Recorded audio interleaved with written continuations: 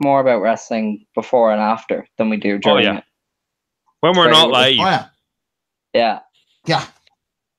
That's how it goes. I'm now recording on two fronts, both this way and audio. So get ready for 1 week of an audio podcast, and then we'll never do it again. We already had an audio podcast. We don't want to listen to this, without the charm. If anybody notices by the name, we've switched our name because actually there's no real reason. It was just the chat that he had in the fucking thing, and then Dan said we need to be more professional, and then I was like, "You're saying what? Have you changed the channel name?" I can't change the channel name yet, as it stands. I haven't had a chance to do it. So but the name of the podcast, the episode is Unfiltered Podcast number 1. That's what we have going as the Unfiltered Podcast. I don't know if I'll switch the names every week. It probably won't. We should have done a play on WrestleMania, where it was like WrestleMania 20, where it all begins again. Should have done something like that. That'll be when it goes up. I have Muse feeling good. It's a new dawn. It's a new day, and I'm feeling good. And then it'll just cut.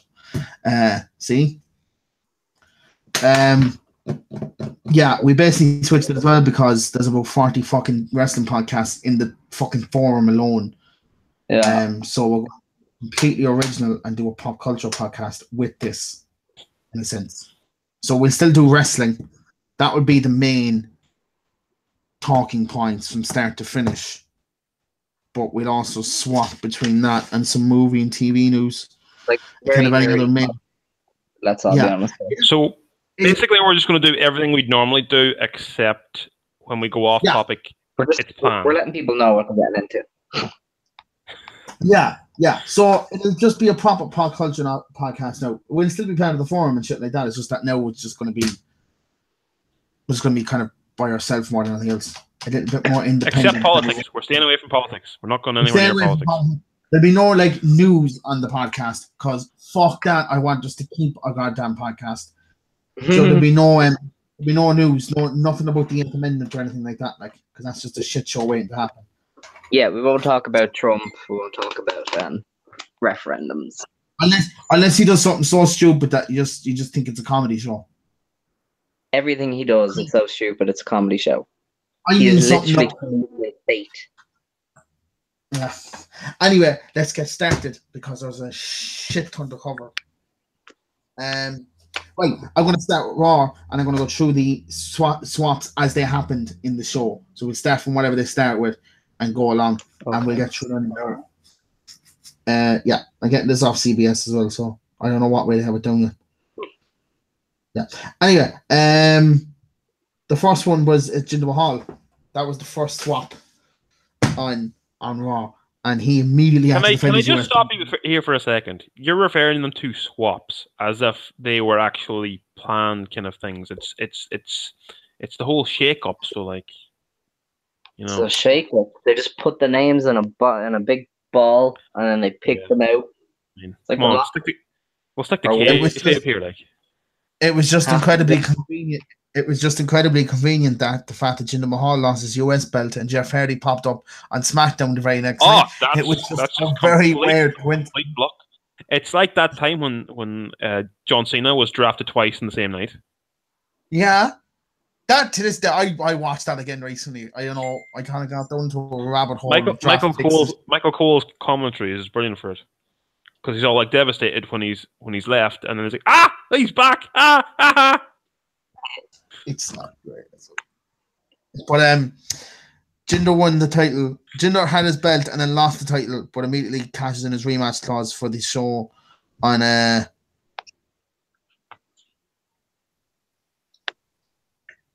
Cole. Yeah, Amy went into the chat. Jeez, she'll be lucky if she gets on at all. Yeah. There's 2 buses in that. She doesn't care. If she had data, she could really, she could do what you do. But anyways. We're already gone off topic. Doesn't matter. The next two, and these ones annoyed me because it just annoyed me, was Kevin Owens and Sami Zayn. So this annoys me because you had great storyline potential here for maybe not go out in the indies, but at least maybe send them back to NXT for a couple of weeks. Yeah, did we not talk about this, or was I talking to somebody else about this? No. This was us. Week.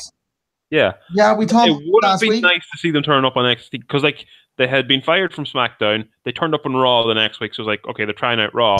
They lost their chance on Raw. So it was like, obviously, the next place to go will be NXT. One second, lads. What? Jesus Christ. Okay. First, I had to go because some person knocked on the door. They knocked on the wrong house door. It's the first person who's wrongly knocked on the door so far. That's quite nice. Breaking in that new house. I really got to put up the numbers on the door because there's no number on our door, so I really must do that to avoid future mistakes. Yeah. So I don't have to tell people. No, it's next one. Because I live in the place where I'm living. It's like the first two houses have numbers, and then all the rest of them haven't bothered because I think they're going, people can count. Mm-hmm. So literally is you go 2, 3, no, nothing at all. Not even on the bins. People are that trustworthy that the bins, they don't even put their own house number on the bins. Jesus. You wouldn't get that in Dublin. No. Live down in the madness of this stuff. So there's any chance of thunder and lightning, that bin's gone. Yeah.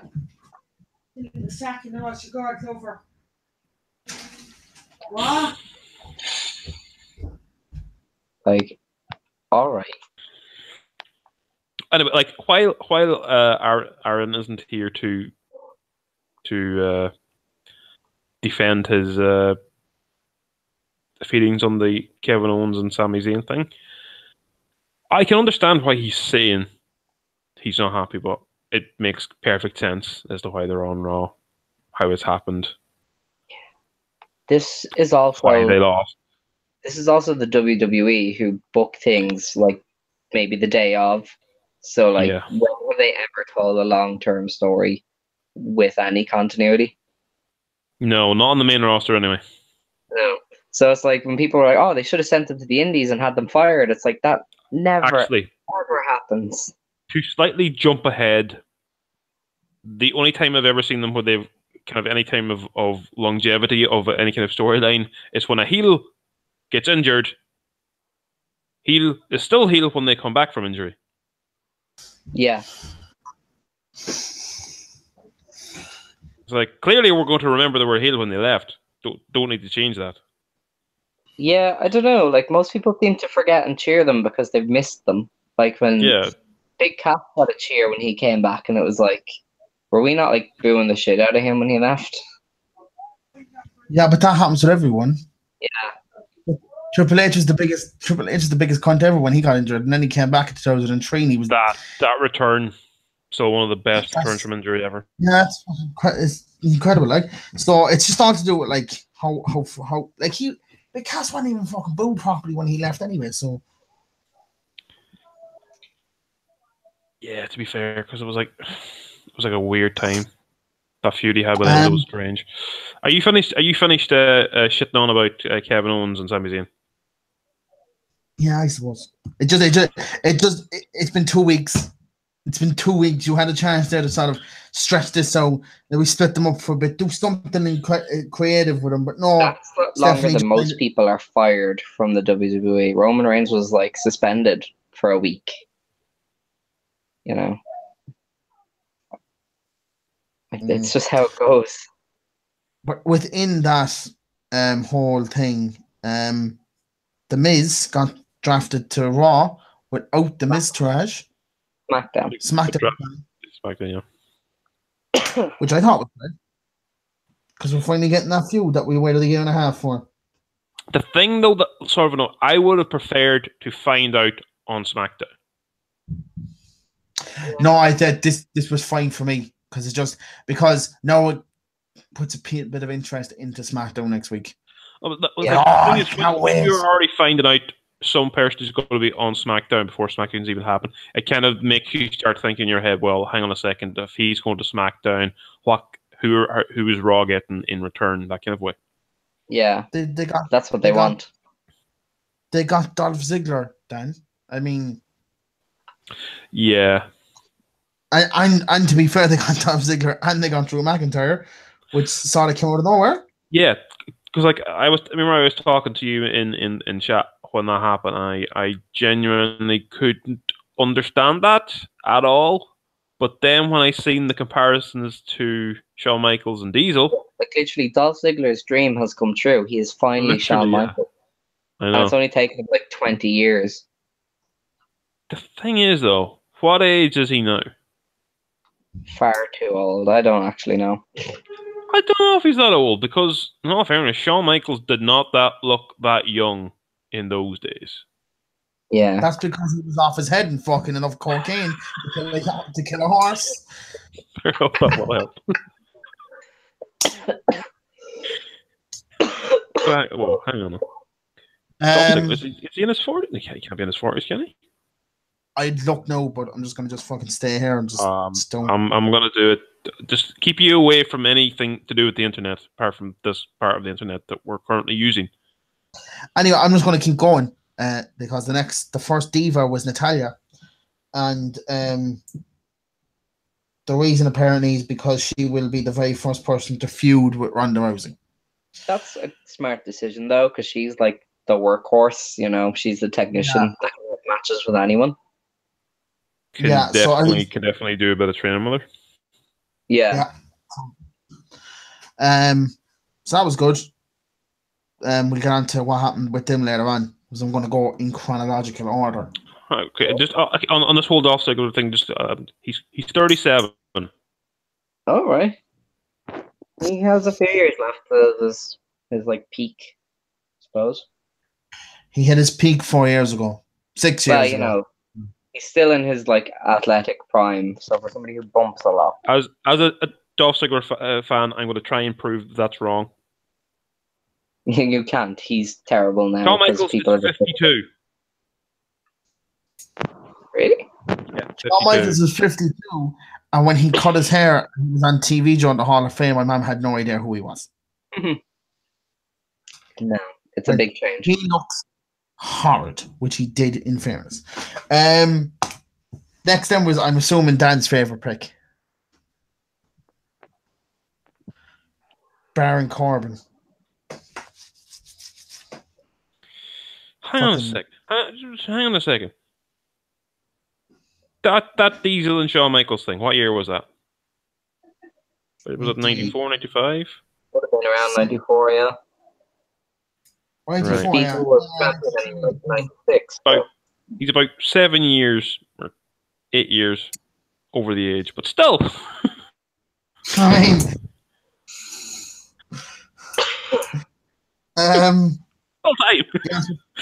Baron Corbin was next, and apparently Vince McMahon's super high in him. So I'm going to assume that going into SummerSlam, we're going to get a fucking feud between him and Roman Reigns. And honestly, I'll shut off Raw and I won't watch it. I'll watch for you. The thought. I can't wait.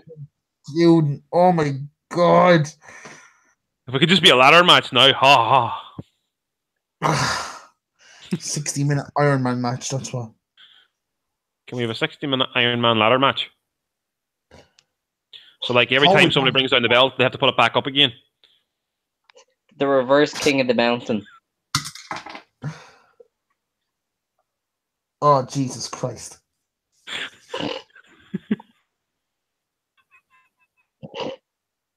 I'm getting a migraine just thinking about this feud already.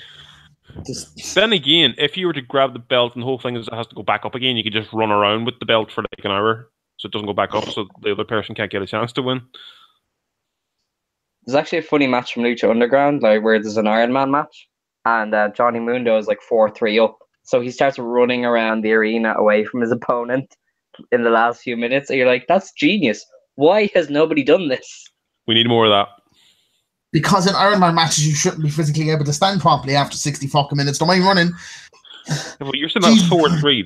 That's a good chunk into the match. Yeah, that's not like. Yeah, but it's like the Underground where everybody's like a dragon or a magician or like a super powered. Ridiculously good cardio. Yeah.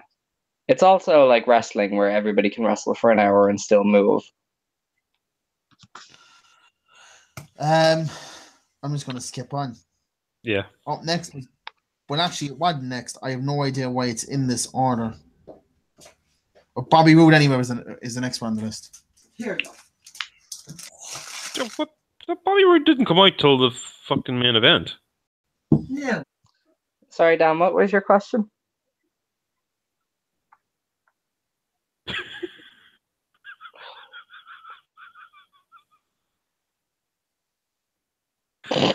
I can't even fucking remember what my question was now. Love it. Aaron was like, we're going to make it somewhat professional from now on. It's him. He need to be fucking eating. His fucking cat's butthole to be on our screen. All this shite.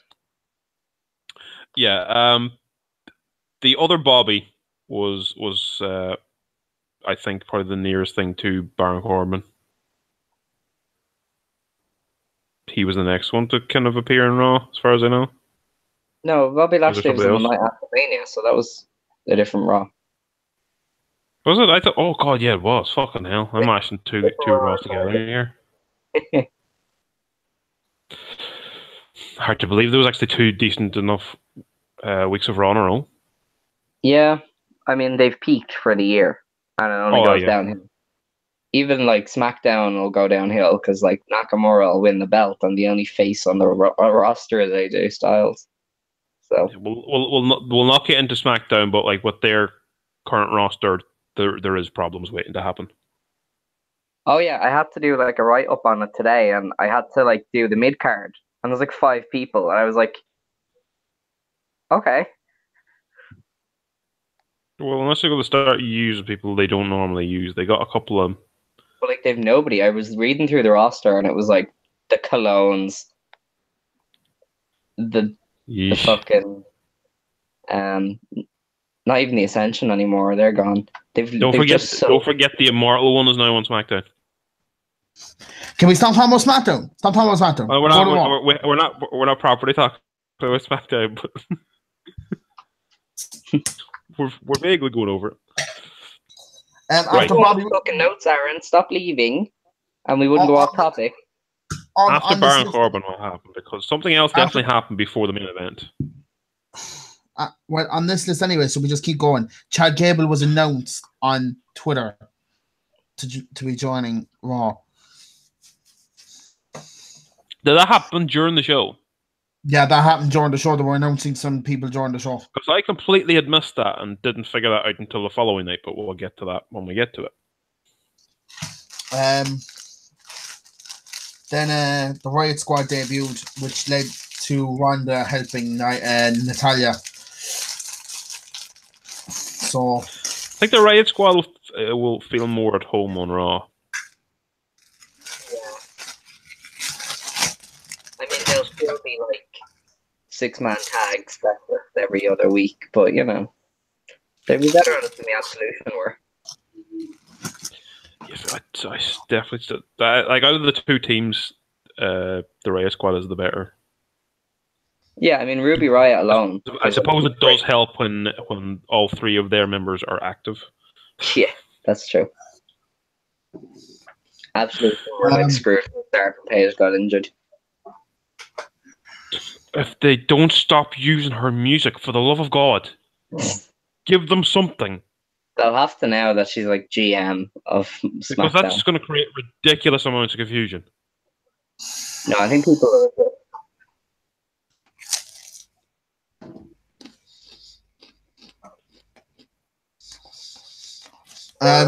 where are we going? Up next online was Mojo Rawley. So he's there. And then, for the sake of it, Zack Ryder came as well, which the only description on this fucking story is someone to help get the mid-card talents over.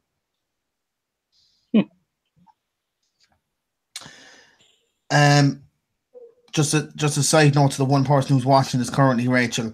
Fuck yourself.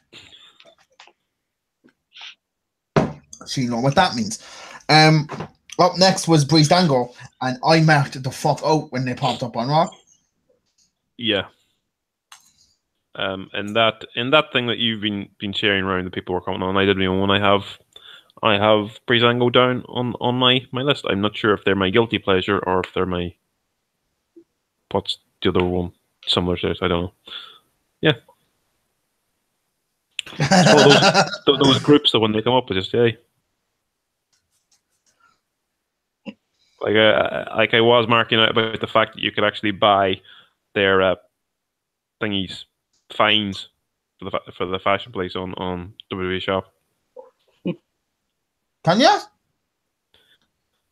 Jesus Christ almighty, Aaron. Do you remember we were going through WWE Shop and I talked for a solid couple of minutes, a number of minutes about the fact that you could actually buy a pad of like. I remember this. Yes. See, you're young enough to still have your memory. World. Yeah, that's true. Just about though. See, I'm assuming Aaron's probably still would have the same level of memory I have, which isn't great, but probably would have the same amount if he didn't drink as much.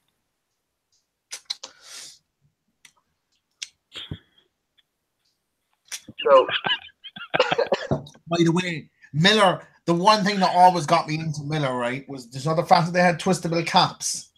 You could twist them on and off. Right. They changed can't that? do that anymore. They changed it. So that was my one thing that always brought me to Miller, was the fact that there was absolutely no effort on my part to open it. I'm guessing the very first day you realised they changed it must have been interesting. I wasn't. There's me ripping the hand on me.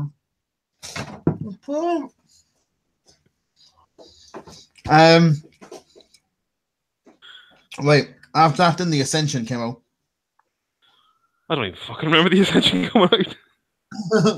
No, they got announced, sorry, in a video package, I think. There we go. Yeah. But they got swapped. The cannon fodder for SmackDown got swapped with the cannon fodder for Raw. But yeah. We'll get on to that. The Ascension got more TV time on Raw than they did in the last year on SmackDown. They featured in a lot of segments with Breezango, which is good to see that they're going to be still kept together. Oh, yeah. You're not thinking long term here. The best one, right? The best one for me, which I was shocked by because I didn't think he'd come back by himself, was Mike Kanellis. I'm very happy about it. For the simple reason is that got over his addiction. Is he out of rehab, yeah? Yeah, he's out of rehab. He got announced on Raw on the Twitter. On the Twitter machine. You would assume Maria will join him whenever. Yeah, whenever he pops the baby out. She's ready. Is the baby not already out? No, I'm thinking of Maurice, haven't I?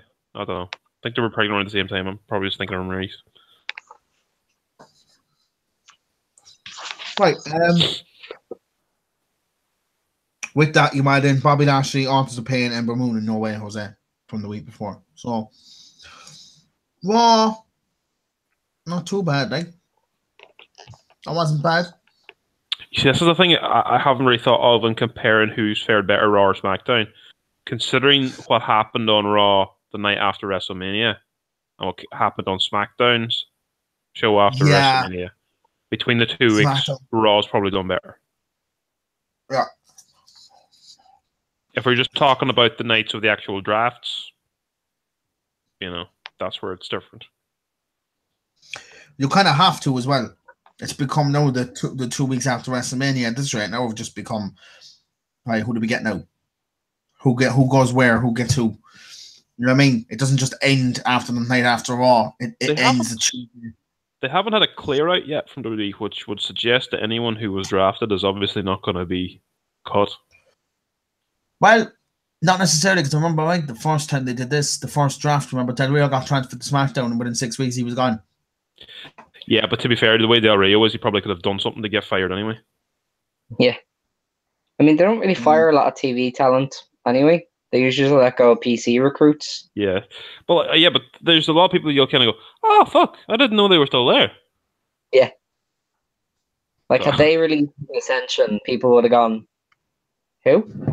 Oh, yeah, them lads. Oh, yeah. I thought they went last time. No, Alex, that's just no one the SmackDown. So we know about the Miz. He got transferred, but he wasn't there because of, I'm assuming, something to do with his child. There was no real reason given. It's probably the whole thing is like, he was on Raw, give him the night off. They were like, probably. We're gonna like drag this out as much as we can. Well, it's like there's a couple of things there, like when they advertise people to be on the show, like the likes of Baron Corbin's announcement was just the video package, so he wasn't on Raw and wasn't on SmackDown. So as a Baron Corbin fan, I'm like, so I don't get to see Baron Corbin at all this week. Which is not just great for everyone, really. It's like when John Cena's not around. Actually, hang on a second. John Cena hasn't been around either. We didn't get to see Baron, but we had to see Jinder. We had it's not a fair trade. A Raw and a SmackDown this week without John Cena. Well. And we'll get on to later why John Cena is not. We'll talk about that now. Yeah. We'll say we give it 20 minutes in, we talk about that. Samoa Joe got transferred to SmackDown, which I didn't see coming, and actually makes it a little bit better because he will flourish. I was like 90% sure he was going to SmackDown. Well, yeah, if you kind of do think about it, because SmackDown is a bit light on heels at the minute. It was. Now it's stacked. Yeah, but like it was at that stage. Like I know we've had Shinsuke's turn, but like there ain't like someone who's going to get proper heat on SmackDown until all the newcomers.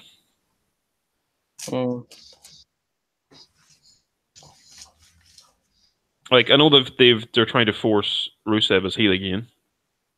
It's ridiculous. Well, it's pointless. But I suppose the whole thing they're trying to make him heel against Taker because, well, it always has to be a bad guy against a good guy. So yeah, especially in like Saudi Arabia where they're probably all sweaty marks who think it's real. Hey, there won't be. I have a feeling the Saudi Arabia crowd is going to be shite. I think the whole thing's going to be shite, to be honest. Considering that they've done a 10-year contract with them, they better not make the first one shite, or else the next 9 years are going to be horrible to watch. Like, the way this is, there's going to be a guaranteed show from Saudi Arabia every year for the next 10 years. They have to put some effort into it. Well, apparently the stage got leaked. The stage looks quite cool. Really? Yeah. Now, this I gotta see, because I do like the stage. Apart from the WrestleMania 17 one, which everyone thinks is fucking brilliant, I'm going to tell you they're all wrong. Oh my god. Right. So I'll take your battles. I'll just move on. So Samoa Joe got transferred. Wait, I can see Samoa Joe holding the WWE title by the end of the year. Well, we will. We have to at this stage. SmackDown always kind of gives guys a one. Who's he going to be taking it off, though? It'll be something like a triple threat or something like that, because I can see Nakamura being the champion when he takes it off him. Yeah, like, I don't know. Like, they need faces, and Joe could probably turn face and be champion. Because they do need baby faces. Like, the possibilities we have with Joe on SmackDown is much more exciting than the possibilities we have with him on Raw. Like, everything to do with SmackDown is fresh. When you look at their, like, you have Big Cass, who's just back. You have Samoa Joe. You have Almas, Jeff Hardy, who's just back from injury as well. Like, you stop running through every fucking draft pick they've gotten so far. This is the point of the fucking show. I'm all really fresh. Without giving away without giving away people who have transferred, there's 3 matches that can main event the pay-per-view. There's 3 feuds already that we have, right? Nakamura, I don't care if it's a heel or a face. I think that match sells itself. Daniel Bryan, they haven't faced each other since the Indies. That should be fun. And the big one, which would be fucking surreal to see it like the main event, like a SummerSlam or something like that, which is Styles and him for the WWE Championship. And the whole world just sitting there going, it's TNA with a bigger crowd. SmackDown is basically just TNA at the moment, when you think about it. If Bobby Roode is still in there as well, it would be quite interesting. This is the one that annoys me, right? So there's one seems to be on each brand that annoyed me with the swaps. This one annoys me because she was basically there in the first place, no matter how much Alex tries to say, well, she wasn't. Asuka being lowly transferred to SmackDown as if this is a shocking turn of events is pretty fucking stupid, considering the fact she's been on that roster for the last 6 weeks. She has been there. There's a couple of reasons for that, though, to be fair. Because, for one, she was part of the Mixed Match Challenge, which is recorded after SmackDown every week. So she's always going to be there. Well, assuming she has that match that night. But then there's the whole thing of, like, after Fastlane. Yeah. Which appeared. Well, she was always going to have to make an appearance because, like, she's going after. But she wasn't having matches on SmackDown. Yeah. That's my thing as well. Like, she didn't have a match on SmackDown. She wasn't on the roster. She was appearing. She wasn't technically on the roster. Still appearing on Raw, still having matches on Raw. Squash matches mostly. But exactly. She wrestled on Raw, appears on SmackDown. Yeah. Best free agent in the business, baby. No, Corey Graves is, but we'll not get into that. I don't like that. I just didn't like the fact to ask it. Like you had a couple of choices there. I personally would have enjoyed Sasha or Bayley getting slapped over. To be honest, the way they're doing it, this is good because SmackDown now has the best women's roster. That's kind of funny. Raw has the best women's roster. She runs through all the Raw roster. Doesn't get a title. Ember Moon is on Raw. Yeah. So she runs through the entire Raw roster for a year. Doesn't get a single chance to be the Raw Women's Champion, and now gets moved on to SmackDown where she's already lost to the current. She's already lost to their top star. But Carmella is the champion. Actually, her reaction was decent. When she heard the music hit, she was like, oh no. She's like, I was really liking this belt too. Yeah. What is she called it again? She's named the belt. What did she name it? The briefcase was called Frankie. Now the belt is called something. Cleopatra. That's it. Cleopatra, yeah. Fucking hell. Like, Carmella is going to be so fun. If her promo was that to go by. Because that promo on SmackDown was great. That was going to go over Alexa's head. The Iconics promo was when? The Iconics promo was when it was fucking hilarious. That bit where she was taking the piss out of Charlotte, and then she was like, "That sounded exactly like Charlotte." That was so good. And I closed my eye. The impression was shit, and I was like, "Please stop." But when the person you're doing the impression of is laughing, I think she was laughing as like all these bitches, but she had to mask that by actually like laughing. No. She wasn't doing that very well at all. She was trying, but no, she was laughing. Yeah. Like, I was like, if that was me, that was my character, I'd be laughing how stupid they are, but she's legit laughing. I do not like, nor have I ever liked, nor will I ever like the Iconics. Yeah, you're not supposed to. They're the most annoying people on the planet. No, but not even that. I know character-wise they're supposed to be annoying, but I find them annoying anyway. Like, they don't have to speak. They don't have to say. Out of the two of them, though, I think Peyton Royce is the only one with a future. This is the thing. I don't know which one's fucking which. And they've done the Bella thing now, so we can tell.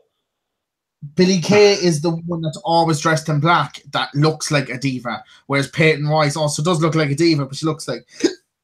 That's the thing as well. Is like we're trying to do a women's revolution here. Hello. I know they're like just the characters, though. They have the personality. And as long as they can wrestle, I don't care. And I like Peyton Royce because she does a great fisherman suplex, and that bridge is sexy as fuck. Not her, just the bridge in general. She nearly arcs her horns, nearly touches her toes off her fucking head when she does it. It's just bridge. It's a good bridge there now. Oh my god. Yeah, Aaron talking about the kinky yoga fetish. No gold yet, though, is it? Up next was Jeff Hardy, but we kind of already talked about that. He came out and faced. This was funny. So we'll rewind slightly there. You had Shelton Benjamin coming out and cutting his promo about his tweet. Now, this is what I'm saying. Like, until I seen his promo, I had no fucking idea that Chad Gable had moved to Raw. Which I probably would have been more excited about at the time. I hadn't fucking known. Like, I know you're like there was these announcements were made on Twitter. I hadn't fucking seen them unless they popped up on screen or they made proper reference to them. I hadn't a fucking notion. So I didn't have a clue until Shelton was talking. I was like, why the fuck's he shaking on about his tag team partner? Yeah. Like, is Chad not just come out and just kill him? And I'm like, wait, he's on Raw now. Do you know what the funny thing was? This exact same match happened a decade ago on SmackDown for the US belt. The gold standard against Jeff Hardy. And by the way, why didn't we get Shelton Benjamin's own music? His own music was perfectly fine. I know. That's what I'm just waiting. Like, I'm still having the problems with Bobby Lashley's music as well. It's like he's already had theme music. Yeah, but I know why Jim Johnson made it, and they want to get the new lads to do all the music. That same tune that happened for 30 seconds. I like their songs at the start, but after what was it, EC3's one? I was like, this is just the same tune 5 fucking times for 5 minutes. No offense to the lads, they have made some great tunes, but a lot of the other ones are like, I just loop it. Oh, yeah. They are all just like made to be 45 seconds of an entrance, but then they loop it. Honest to God, that is like from genius level college students. Hang on a second, how long is the average entrance? Fuck it, we'll just do it that length and loop it.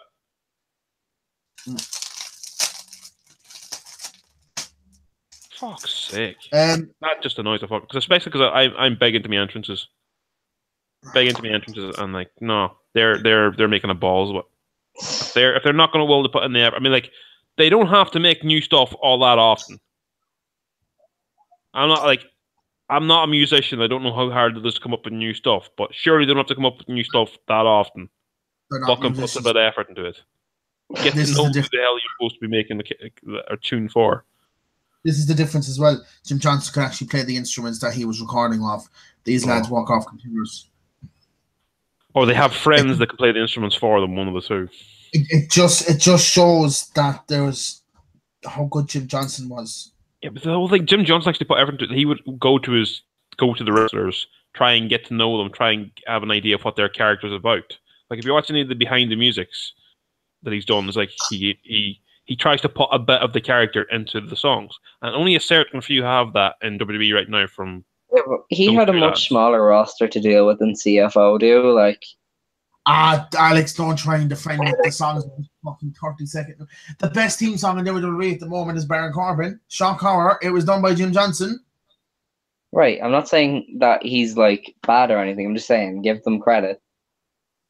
I'm giving them credit for the good stuff they've done, but if you take their entire catalogue of stuff they brought out now, a lot of it is terrible. They're average at best. All it has to be is catchy and 40 odd seconds long, and it gets them. For some, especially for a lot of the debuts that have come up from NXT in the last while, if I'm not completely familiar with them, that music comes on, I'm like, I haven't got a fucking clue who that is because all the fucking songs sound the same. Yeah. They've changed that though, like Ricochet's and EC3s are very different, and the Velveteen Dreams is very like aimed at his character. EC3 shows their problems more than anything else. It's just the same 45 to 50 second bit of music. To be fair, you can. I don't really have a problem with EC3s because EC3s in TNA was just as bad. I loved that though. I know, but the trouble. For fuck's sake.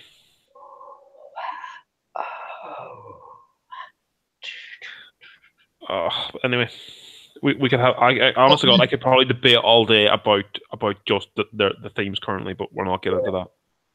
Up next is one of my favorite tag team. Actually, is my favorite tag team pick of the whole thing. Was the Bear going to SmackDown? I know we get a Bear versus Uso match. I can't fucking wait. Because where are we not supposed to have this match before? Maybe. No, we did have this match. We had this match at Survivor Series, did we not? But we have this match. Because they had the tag team champions versus the tag team champions, but where the Usos still tag team champions. Oh, no, it was a New Day. It was a New Day they went up against. It was New Day. No, we get. No, the New Day faced the Shield. Yeah, I know, because it was the Usos, but no, we actually got a feud. The Shield was a thing like 5 or 6 months ago. Like, the Shield was back 5 or 6 months ago. Like, this is the other thing that's interesting. The fact that Seth Rollins hasn't moved and Dean Ambrose hasn't returned yet, it still would suggest to me they're still planning on reuniting the Shield. Nah, Dean is going to turn heel on them. I know that, but like, is he going to do it as soon as he comes back? Oh, probably, yeah. Because I don't know. Does Raw need heels? What do you think? No, Raw's got quite a few heels out at the minute. It does, yeah. I think they're pretty well stacked with heels. He could probably do that, in fairness. Like, he's Dean Ambrose. In all fairness, it'd be great if he did like a Big Show kind of thing where he kind of changed from week to week. People get sick of that after 3 weeks. But it would show that he's unstable. True. Well, I think the problem with the Big Show thing was he kept crying. And they were like, just... Well, yeah, I'm not expecting Dean Ambrose to cry every week. Yeah, that's true. I don't know. People would bitch about it. Crying Dean Ambrose would be quite scary. Because you'd be like, what the hell made Dean Ambrose cry? Yeah, no, you'd have to wonder. Although he was quite upset after Mike, but...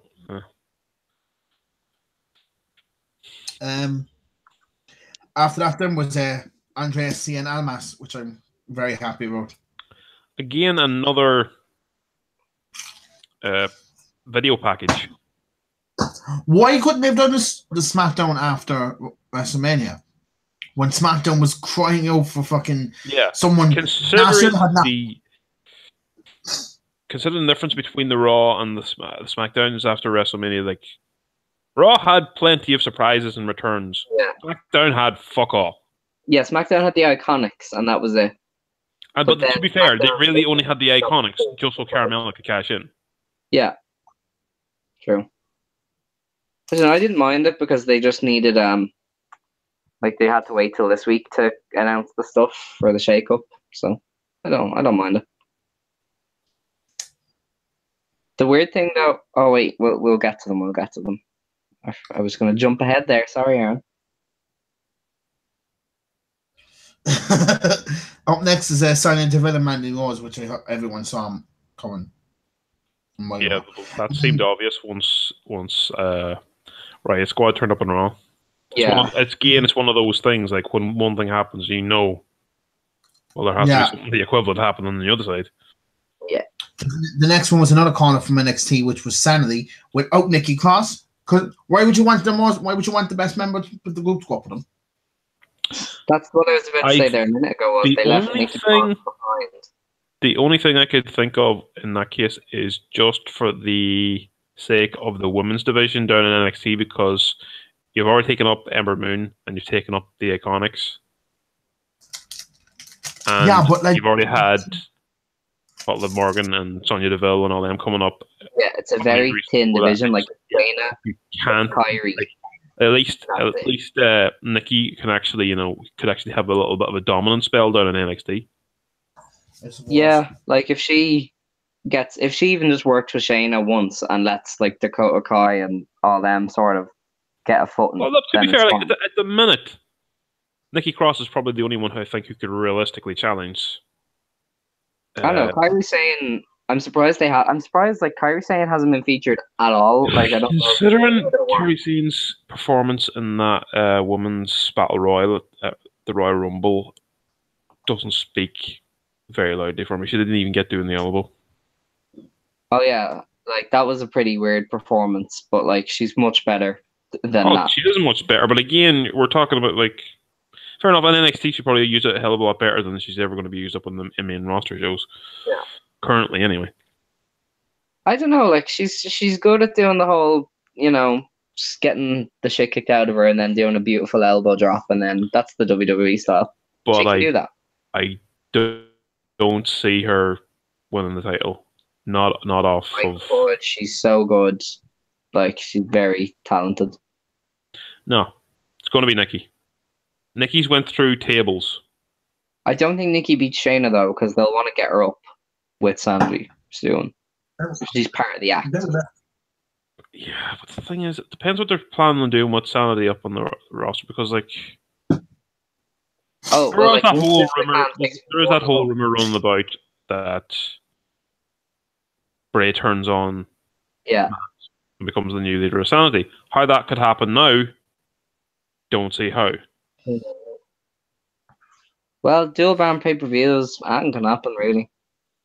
Everybody's in the the same arena. By the way, that fucking song. Oh my god. It's the they worst don't fucking thing sing it ever done. Hang on a second. You're saying that's the worst thing they've ever done. You've lived through the generations where the wrestlers have actually sang. Do you know what? At least that was cringy, but it was funny. This was just bad. You have listened to the WWE Originals album, have you not? I heard Rey Mysterio rapping, and this still makes me cringe. Yeah, I'll be honest. How can you say this is the worst thing? That isn't even them singing. They're just lip syncing. They're miming. Like, how is that bad? Did you know Sanity have individualized themes for entrance for singles matches?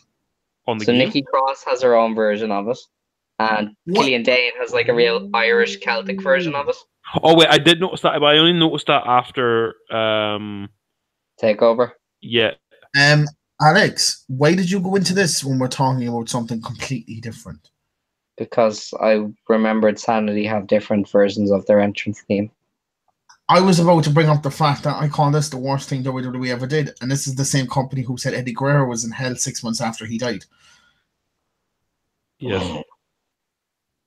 And this is still the worst thing they've ever did.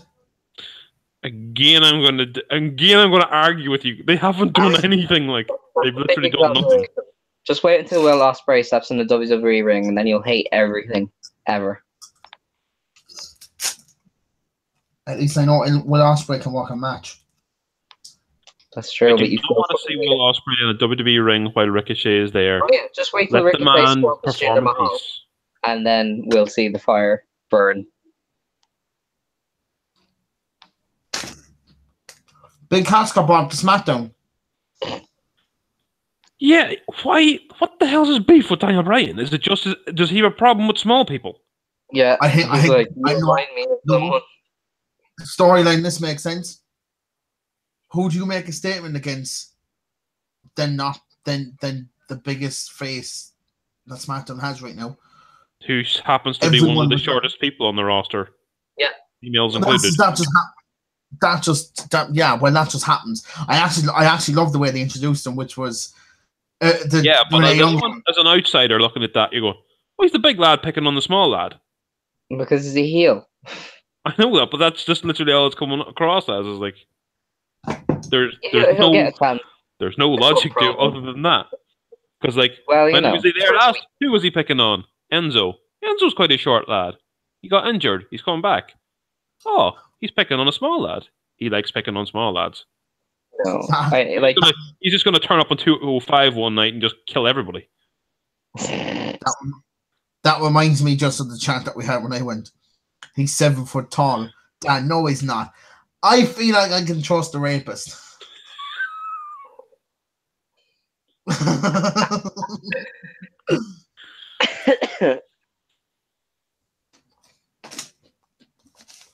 And then this is by the way, the Good Brothers went on SmackDown as well. Who cares? Yay! The best thing as well. Whoa! Are you gonna brush over that? They actually had a proper promo for them coming, and I was like, Jesus, it's actually making them look good, despite the fact they've been jobbers for the last couple of months. Yeah, and they're gonna just continue to be jobbers in about 2 months. So you don't think they're gonna join up with AJ?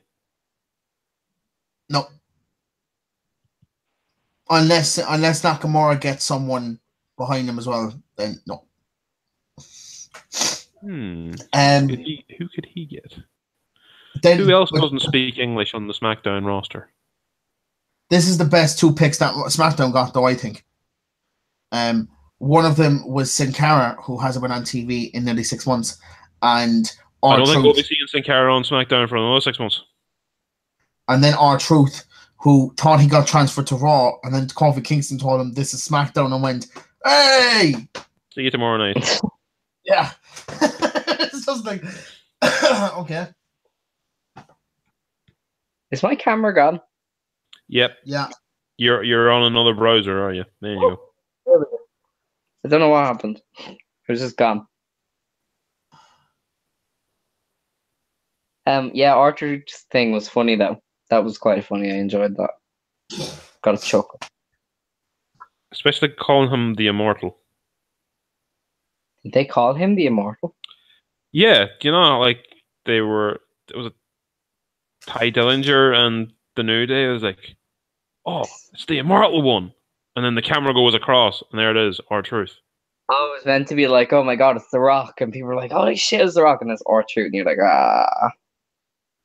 Yes, Big Cass is 6'11". Well, look, as Aaron said, we trust Enzo more. Well, to be fair, if we're going to get like into, he's actually 6'11.8". So he's basically 7 foot tall. But he's not quite. Oh my god. Yeah, and Andre the Giant was an 8 foot, fucking 700-pound monster they said he was. Holy god. Wrestling lies. Who knew?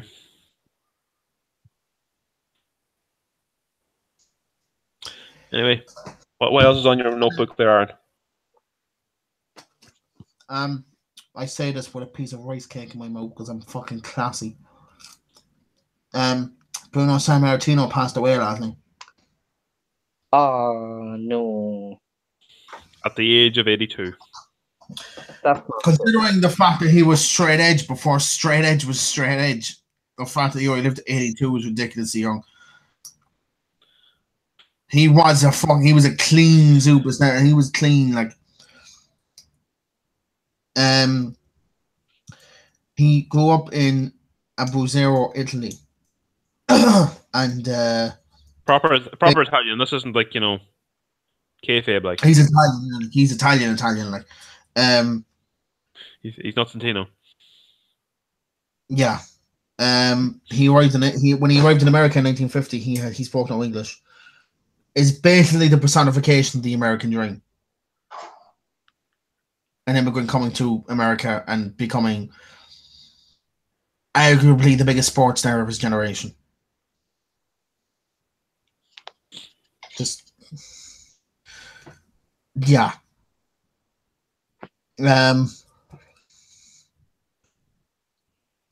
He joined the WWF for Vince McMahon Sr.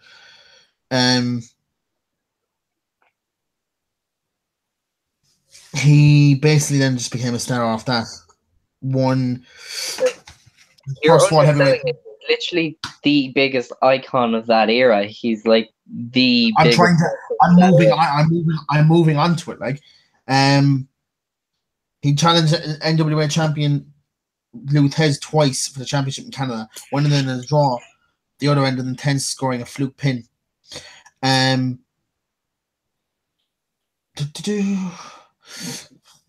1963, he ended up winning the WWF title. Sorry, the WWF title, and held that for 7 fucking years. Just over 7 years. Jesus Christ. His cat's in labor. So yeah, that's a thing. Can you unmute yourself there, Aaron? What? No, this poor thing has already lost one of her kittens. No. It died in the womb because I went out to the fucking hall to answer the door for my mum, and there it is in its sack. So that was not a happy sight to fucking see. No. Yeah, poor thing is fucked. Not only are we breaking the news of wrestlers' deaths, we're also breaking the news of cat deaths. Yep. Moving on. San Martino won the title in 46 seconds off Buddy Rogers. Then just held it. Just never lost it. Kept holding it, and lost it in 1971. Obviously, I can't find any footage of it properly because the footage is a bit. But basically, when he lost his belt to Ivan Koloff,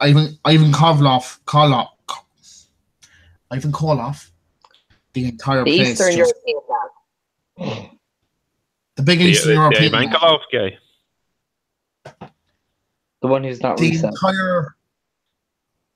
The guy whose name sounds like I wank a lot. Yeah.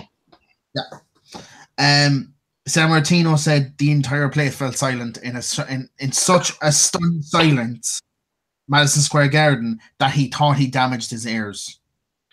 There were grown men crying as well, wasn't there?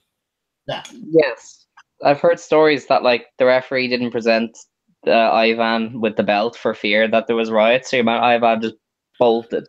But the other thing as well is there not a chance that all of those men were crying had also put on bets because like the guy hadn't lost the belt for so long, he ain't losing tonight. I'm putting my house on the line here, and then he loses, and they go, fuck.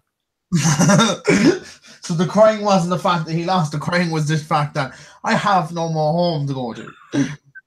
Yeah, it's like he hasn't lost in how many years? He's not losing tonight. It's like the original streak. Yeah, that's fucking grim. We don't know, do we? It's true. Very true.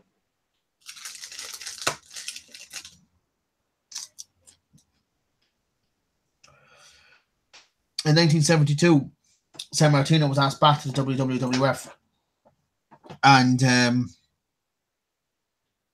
basically he refused twice, but only said he would return to win the belt back if he wanted less dates, and basically just only did major arenas. Ain't that what a lot of legends try to do now? Yeah. Yeah. So he's the original Legends contract, trying to get a Legends contract.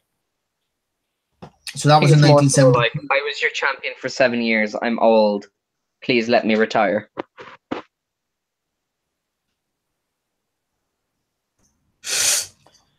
Right. Just because I hadn't realized what the extra W was for in WWF, I decided to Google it. Did they really need that extra W? Yep. You know, has to be the Worldwide Wrestling Federation. Yeah, but like you can have worldwide as one word. No, it has to be two. You know, it's a McMahon thing. So you always got to have one more than you need. Mr. Worldwide. All right, Alex, be that fucking passive-aggressive little bitch. Oh no, gotta be. Actually, can I point out that he wasn't dead 2 hours, and Dave Meltzer went, you know, he didn't actually sell out Madison Square Garden 188 times. Just a heads up. Dave Meltzer, did you hear what he said? Oh yeah, I saw it. I was like, yeah, Dave, we get it. Wrestling lies to us. Yeah, he's the kind of guy that whenever the Undertaker dies, he's going to say, "Actually, that isn't the true number." Yeah, it was just like, dude, you could have just waited a bit anyway. He did, though. Apparently, he'd been like tweeting for 5 hours about how amazing Sammartino was, and then corrected some people. Oh, he got 5 hours before he took away probably the biggest fucking achievement in the state. He only had 5 hours worth of nice things to say, and then ran out. He wrote an obituary for him on his magazine, apparently, and I don't know. Why the fuck is Dave Meltzer on that Andre the Giant documentary? Because he's like the leading wrestling journalist in the world, whether you like it or not. Annoyed me. It made sense though. Like, say what you will about Dave Meltzer, but he's probably got the best history mind in the wrestling business. For people who aren't in the business, like even Jim Cornette is that. Like, he's just, you can't argue with the fact that the man knows his shit. Like, although I started doing, again, going down the rabbit hole on YouTube. This is faring off the fucking point now, totally, but whatever. We warn people, it's okay. We warn people. That I just sort of just, I went, Benton was going into other videos, and I went into shoots, and I like listened to Kevin Nash's interviews because it's Kevin Nash. Like, he's quite interesting to listen to sometimes. And then we got to this point where I got to Vince Russo, and I hovered my finger over the screen like that for 5 minutes. Fuck it, I'll go into it. And it was just him basically saying, if you love wrestling and you know a lot about it, are you mentally ill? I bet you're mentally ill. Women shouldn't be created equal to men because reasons. He went full Alex, which was hilarious. And the women thing, it's like, I don't get why wrestling fans hate me. Says shit that openly insults wrestling fans and the performers. What? You that dense, you fucking idiot. Anyway, in that time anyway, that Bruno, he became essentially an icon to the Italian Americans. Sold out Madison Square Garden when wrestling didn't have TV. That in and of itself is ridiculous. Yeah, somebody was quoting that he has a plaque or something on one of the pillars inside Madison Square Gardens, which kind of just shows how important he was to Madison Square Gardens. So basically, there's not a lot of wrestling. There's not a lot of wrestling stuff in Madison Square Garden when you do the tour. Which is kind of surprising. Yeah. Considering the amount of big shows that have happened. And fair enough, in WWE's history, Madison Square Garden is huge. But in Madison Square Garden's history, wrestling is not huge. It should be. It really should be, but it's not. Bit of a love-hate relationship going on there. There's only one major thing to do with wrestling, bar maybe some like tights from Piper and all that shit. And it's Bruno with the belt over his head. That's the only kind of major thing you see inside there that like they highlight for wrestling. Right. Do you know what's the stupidest thing though? Is for so long they ignored Bruno Sammartino. Like, I didn't know who he was until his Hall of Fame induction because he'd never been mentioned. I don't think I'd heard until that whole CM Punk's reign when they were starting to talk about length of reigns. Well, the reason was I'll get onto it. Just let me get through this. He kind of started winding down in his career. He wrestled for the NWA for a bit, facing Harley Wace in a 1 hour draw. He also wrestled and defeated Blackjack Mulligan, Lord Alfred Hayes, Dick Murdoch, Crippler Ray Stevens. And during his time, Sammartino began being a color commentator for the WWF. On January the 22nd, 1980, it's probably the best ever student versus teacher. Student can't get the better of him. Well, fuck yeah, I'm going to batter you with a chair for 10 minutes. Angle. He faced him. Zbyszko couldn't get the best. Larry Zbyszko, who was his student, couldn't get the better of him. that ended up having a fight in Shea Stadium, which also had the very first match between, well, at least one of the first matches between Hulk Hogan and Andre the Giant. Wow. The feud sold out everywhere. You put the two names on it, it was selling. And Hogan tried to say that was the reason that Shea Stadium and all these places sold out. That's kind of ironic because the one time that they were the main attraction, they only got about 1,200 in a building that held 3,500. Wow. So he wasn't the draw that he was eventually going to become 4 years later. He eventually retired and returned to the WWF in 1984. Basically just as a color commentator. I think his son was on their shows as well. He was he was still there, like.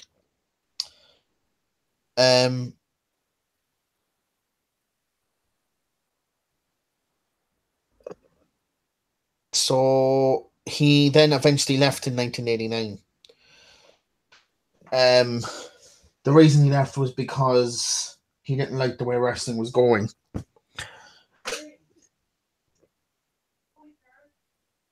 Only 2 minutes there. I get called. Jesus Christ. So that concludes our Bruno Sammartino talk. Because I have no idea where he was going with that. He's reading off of somewhere, so. Huh? He's probably just reading it off somewhere. Yeah. Ooh. Throwback. I thought I had one of his other cards, but I don't. Because his only other card is a Titan card in the Hall of Fame tier. Oh, wow. So. Hard to get. Yeah. Well, at the end of the month, everybody gets a Hall of Fame card, so hey. Except me. Have you not been logging in? I didn't log in for 2 days, which basically means I'm fucked. No, if you only miss 2 days, you're still good. Because as long as you're in 28 days. Oh, yes. So I'll try. You're still okay. The amount of times I just haven't logged in because I've been gone all day or something, it's just hard to keep up with. The problem with those things is like the cards are from WrestleMania 33 right the way up to the Titan. So it was like, the chance of getting anything good is terrible. Yeah. Even I, like, at the point I'm at, like, I need to get 20 odd days to get at and worthwhile. And then them free packs that they give everyone now are oh, they're terrible. Like, all I ever get is like yellow cards, and I'm like, I don't want them. You could try the ticket packs or the because I got a Titan of the 25 ticket pack the last day, so it is possible. Right, sorry, I gotta get back into it more. He left WWE for ages. Basically, shit talking the company any chance he could. Literally any chance he could. Till 2013. Which, in a shocking revelation, got inducted into the Hall of Fame. All thanks to Triple H. Yay! He was inducted by Arnold Schwarzenegger, who was one of his real life friends. Then Sammartino inducted Larry Zbyszko into the Hall of Fame. Just out of interest for later on the podcast there, Aaron, do you have light sources? Do I what? Do you have light sources? Yes. I'm going to declare this here. Because just the way it's going, we're just going to turn into an Alex situation there.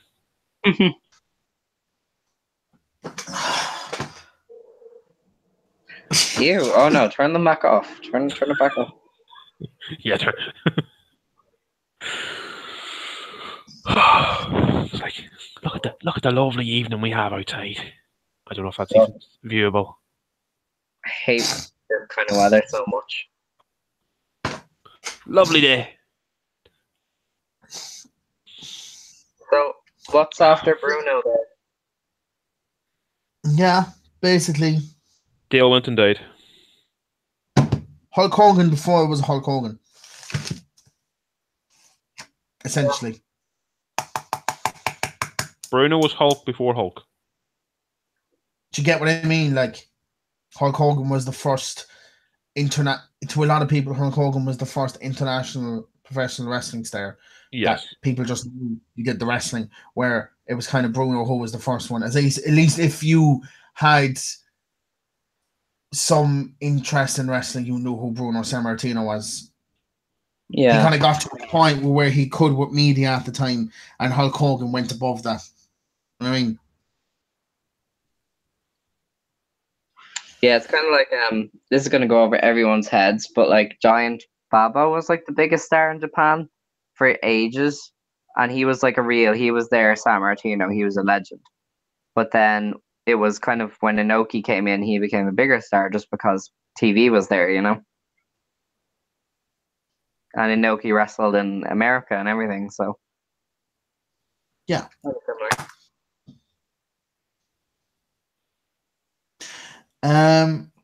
Yeah. Let's move on to funnier stuff. Flip Gordon battered some fella at Ring of Honor's most recent show. I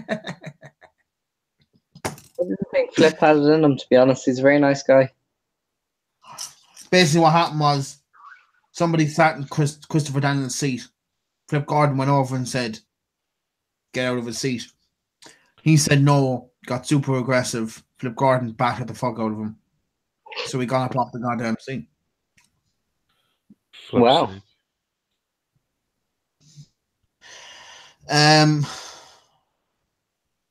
Tommaso Ciampa wants his name to now be known as Tommaso Entertainment, which was fucking hilarious because he has transcended sports and wrestling. He is just entertainment now. Which was accompanied by a gif of him against Gargano going at the site. I love also the fact that he tweeted out the fact that that match doesn't count, it is unsanctioned, it means nothing. Yeah. Yeah, so just Heel 101, isn't it? It's like that was basically didn't count. That was basically what. No, go on. Sit here in silence, fine. Basically, that's what Chris Jericho did as well when he won the world title after he had his unsanctioned match against Chris HBK. I mean, I didn't technically lose last night because the match didn't exist. So fuck yous. And here comes the funniest story. Well, it's not really, because I don't know why you would want Scott Steiner in your fucking company anymore, because he does fuck all. He just brings that name. He's still a big name. What he's big for, I don't know. But still. No. All he has these days is his promos, and that's because they're fucking gibberish. The most famous thing he's done in the last... Two of the most famous things he's done in the last 10 years was against Samoa Joe. He's fat! That, and the fucking Matt's promo. Which is also against Samoa Joe. Also against Samoa Joe, yeah? Oh, this can mean only one thing. Scott Steiner needs to become the SmackDown GM. Oh my god.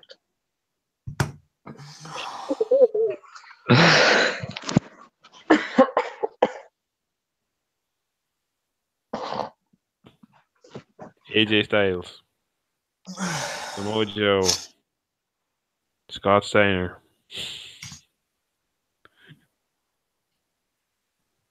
Get Booker T back to commentary.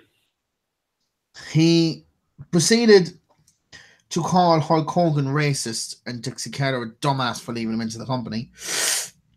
To which he immediately gets racist by saying, and I quote, "Trump wants to kick out all the Mexicans, but who's going to cut the grass? I'm being serious." Then later in the he being interview, racist, or is he acknowledging that immigrants do the jobs that the lazy Americans don't want to? no, he was being There's a racist. lad across the road from me. He'll cut your lawn for a $5. So like, send him over. He'd probably do everybody's lawn for like a $10, maybe 20 tops. Nice. He then later in an interview went, "People are probably only fat because they've been abused," and to his surprise, his genuine shock, fat people don't like to be called fat asses. Apparently not.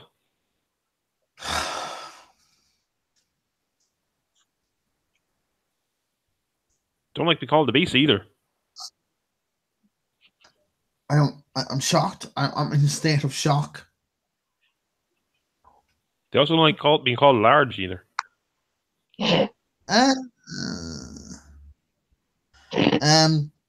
Staying on the Impact Trail, they renewed their contract with Spike.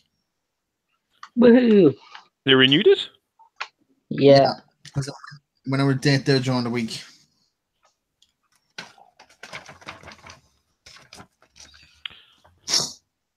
Hang on a second. That makes no difference over here then. It's still on. No, we have Spike over here. Yeah, but like Channel 5 have Spike, so it's part of Channel 5. No, it's still Spike over here, like. I know, but I think Channel 5 owns Spike. I think that's. Yeah, well, yeah, but Jesus Christ, Dan, stop splitting fucking hairs, will ya?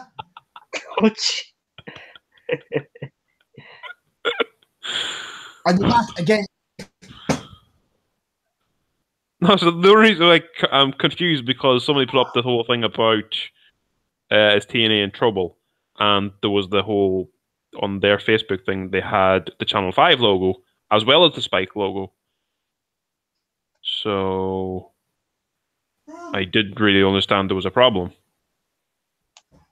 So apparently there isn't a problem.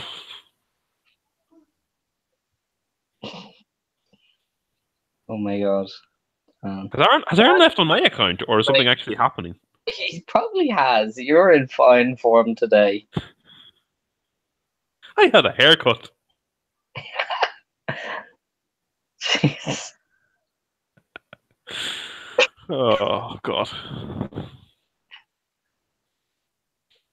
have to move, man. And the kittens on my plate.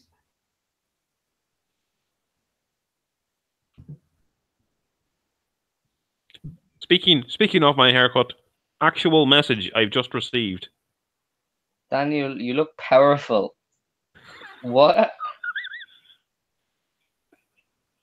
The fuck is that? Who the fuck? Yep. Anyways, while what the hell is going on in the background? His cat is giving birth. He's probably just busy. We could have a live birth on the channel. Dan, do you want us to get fucking taken down? Why would we get taken down? I'm pretty sure there's live births on YouTube as is. Yeah, no, like this one would attract all the furries and then we get kicked off of the internet. That's not how the internet works. It fucking is when it's the furries. Don't tempt the furries, okay? I'm trying to see the connection between furries, YouTube, and getting banned. If we show a live cat giving birth on YouTube, we will attract all of the furries. Yeah, I know that, but why would we get banned? Because our channel will get earmarked and they'll be like, keep these fuckers off the internet. We're enabling. Yes. You don't enable the furries. Do you think it doesn't already help, though, that we have a guy who's called Scuzzy the Bear? That's different, though. That was a character. And, like, you know, he's a human, so if you did bang him, it's like normal sex rather than furry sex.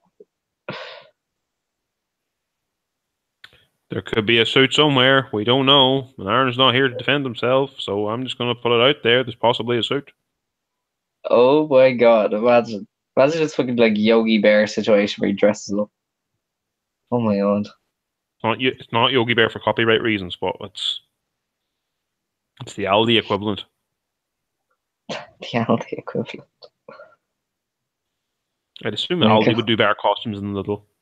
Not really saying that Aldi's a better place than Lidl's, but like possibly for clothing, Aldi's would be better, I'd say. No, I don't know. They're both clothing wise, I'm saying.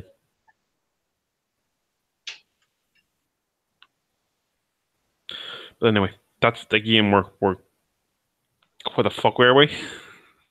The problem when Aaron has the notes, so he's the one who is like keeping. Right. What was it I did that annoyed him? That'll help. I honestly don't know. He was talking about TNA, Spike. They renewed their deal. That's where we were. I know very little about TNA, so I can't really elaborate on the situation. But actually, I'll do what Aaron does. I'll take over for Aaron, and actually, that's not good. I was going to start Googling information while I start typing. Aaron, searching Aaron is not going to help here. No.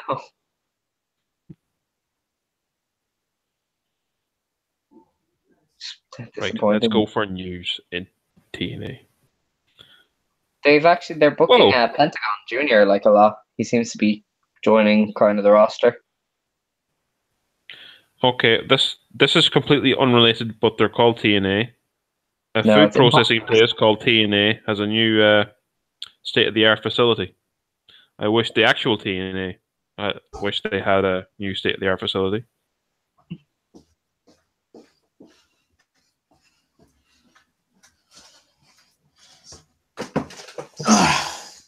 Aaron is coming back. Thank you, Aaron. Thank you. So the cat is now pretty much in a pretty intense bit of labor at the moment. She tried to do it she tried to give birth on my goddamn bed. Lovely. I moved her. Of course. So I would hope so. Right, we're done with the wrestling. Yeah, me and Dan were wondering. I was like, Aaron has the notes, so we were just kind of like, what the fuck? It took us a while to get back to remembering where we had left off because we'd went off on a tangent, and then I'd remembered that we were talking about TNA, and I'd started searching for news about TNA to see was there anything else to elaborate on, and I discovered that there's a food processing company in the Netherlands also called TNA, and they've got a new food processing place which is state of the art apparently.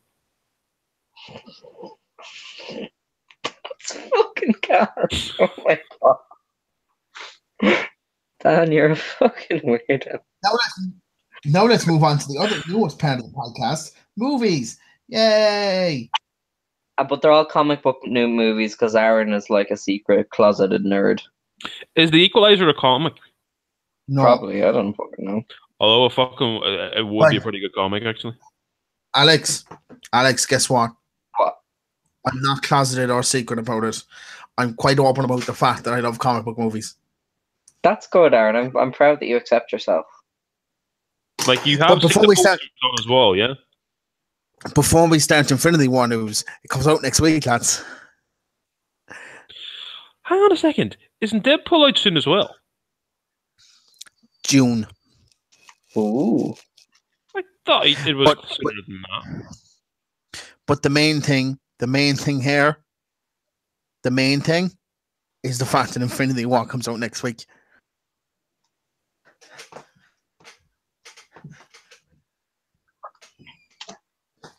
Are you looking for more of a reaction out of us than that, or what? I've had my tickets for... No. I've had my tickets for 8 weeks. Aaron, Deadpool 2 comes out May 16th, 2018, UK. Ooh, this in the UK, Dan. Yeah, we're pretty much the UK, and shit like this, we're UK. Dan, this is not the UK. It's not the UK. Dan, I'm from Donegal. We ain't having this conversation. I will get Oren after you. Amy will tell you don't want Oren after you. You know that me and Oren will end up on the same side of this argument. No, because I'll say Dan said that Ireland is basically part of the UK, and he'll just go. When it comes to movie I said for release dates for films, it's a fucking completely different thing. with release dates we are. I'm just watching you. I'm watching you, Dan. Right, so like we should finish within like the next 45 minutes to an hour, and I'm not just saying that because my food will be arriving by that point. Right, so Avengers comes out the 26th. 27th. So that 26th I'm having here. Is it premiering sooner than that? It's probably like a midnight premiere that they have down. It's the 26th, but it's actually the 27th. It's the 23rd in LA.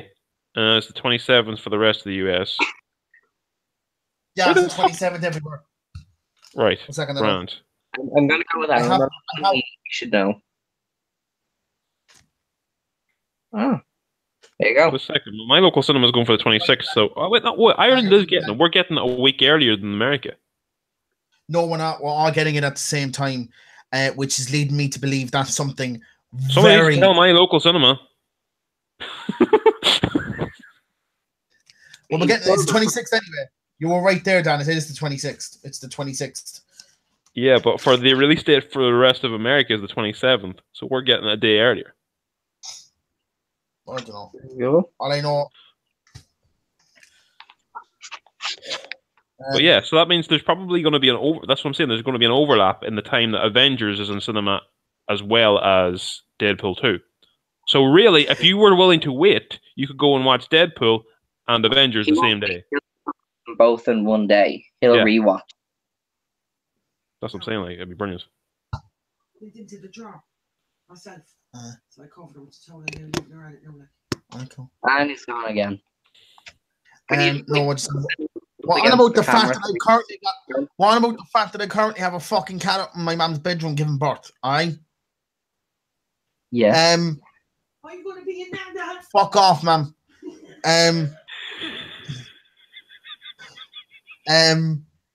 With that, 2 bits of Infinity War news.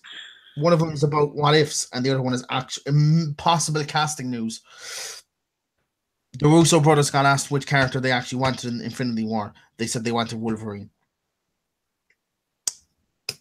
So that was the character they actually wanted, but they couldn't get him for obvious reasons. How long ago was Tom Holland on Graham Norton? Don't know. I was watching some of his interviews on YouTube, and I couldn't tell how long ago they were. I'm assuming it's been a good couple of weeks anyway. Probably when fucking the Homecoming came out. No, it's for this one. No, yeah, because he's in this one. So he was I think he was on it a few weeks ago, because I saw on the YouTube trending page there was a few videos with him. Oh, April 6th, so it was like 2 weeks ago? Yeah, but like some of the information he has for the film is like the fact that like for the whole filming of the film, he had no idea what his suit actually looks like because he's wearing one of those kind of green suits with the dots. I mean, fucking hell. And for loads of his scenes, he's just acting to dots and balls. It's like he hasn't even fucking clue who's in scenes with him. Yeah. It's like well, the cast of what, like 40 superheroes or whatever it is, the fact that I'm assuming it's the same for a couple of other people in the film, that they're going to be in scenes with people and have no idea that they're in the scenes with them. Oh, yeah. I think that's most modern day movies, though. Like, it's all just done, it's all green screens and dots and just CGI. Shit, to be fair, because you're fucking trying to act to inanimate objects. You do realize, I'm pretty sure for Beauty and the Beast, Emma Watson, sorry, I always call her Emma Stone for some reason, had to act towards some giant thing. Yeah, but did they not just put the actual actor inside of a I'd say suit they put him in a green suit and had her acting to a big green suit. Yeah, but could the actor not actually be in the suit? I don't think they'd make him wear a suit anymore if they could green screen it onto him. Sure, didn't most of... I can't remember what it was.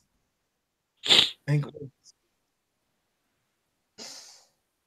the first Deadpool... Freaking brilliant analysis there of the situation. No, in the first Deadpool movie, they had the actor who played Colossus in it. But because of the fact that he's about a foot taller in the movie than he is in real life, they had just a tennis ball on his head. So they had to look up. They'll get somebody inside there if they can. So with Groot, they have no one, but with Rocket Raccoon, they have James Gunn's brother doing Rocket Raccoon's lines in a green screen. You know what I mean?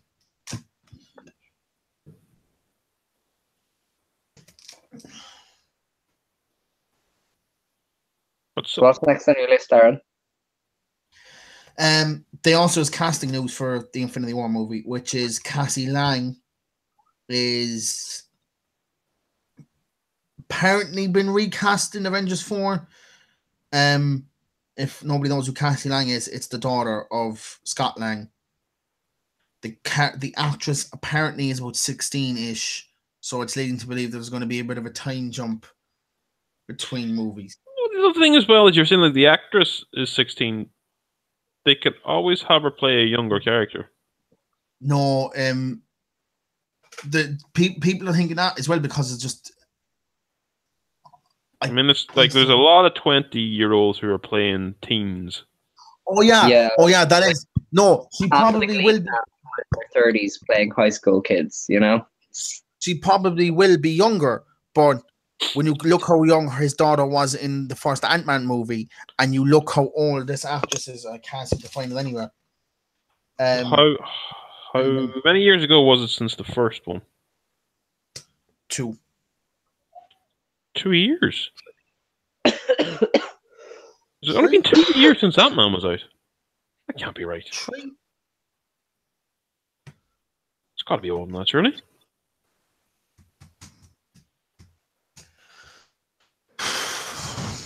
2015, 3 years. Well, 3 years, yeah. Yeah, so she's going to be 13 now, so it wouldn't on the realms of possibility that she's there, like. Yeah. She'll be a bit older. If they're going to go in the future with it and they're going to get really fucking a little bit mental with it, that'd be fun.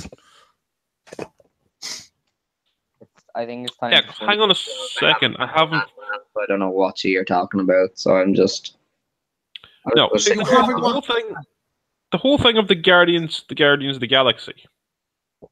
Because you know, like how Groot was growing. Oh, so basically in Avengers, Groot will be a little bit older, where he's tipping on about maybe 16, we say, like in that general, you know. Yeah. So he's further on from how the very end of the film was. So when he was a teenager. Yes. So a little bit older than what he is there. Basically, there'll be so in the Guardians of the Galaxy movies, the first one took place in 2014, but the second one took place about only a couple of months after the first one. That's the reason he's still so young. But then the last end credit scene with Groot being a teenager playing his game, is set around the same time as the Infinity War movie. Yes. I love how Groot ages like a teenager, like a real person who's now a teenager. With teenager motives. Yeah. So that'd be fun. I can't wait for Infinity War. I've never been. I'm sure you can. I can't wait to see it in like 3 years when RT finally have the rights to show it for free. Some random person. 3 years, really? Is that all? Takes forever to movies to go on free TV. You really think it'll be 3 years? I don't know. Well, we would have got Man of Steel at Christmas, like, so yeah, we would have got Man of Steel at Christmas, for fuck's sake. Which anyone, right? My dad said, "Oh, I might watch that. I like the old Christopher Reeve ones," and I sat there and I went, "You're not gonna like this." Which I then said after that, "You also saw it in the cinema with me, Dad. We watched it together." You didn't like Man of Steel? He just he ended that movie and kind of went. He pointed out the exact same thing that I pointed out. Why didn't they fight away from people? And if he's coming out with that plot hole, or at least try and save the people, essentially what he was trying to say, if he's coming out with that bit of fucking plot holes, then Jesus Christ. Yeah, but the thing is, though, is there any chance that they were forward thinking and that's why it was the opening scene of Dawn of Justice? Oh no, I know why they did it. It doesn't mean they had to do it. You know what I mean? Like, thousands of people died because Superman couldn't take the fucking 500 miles that way.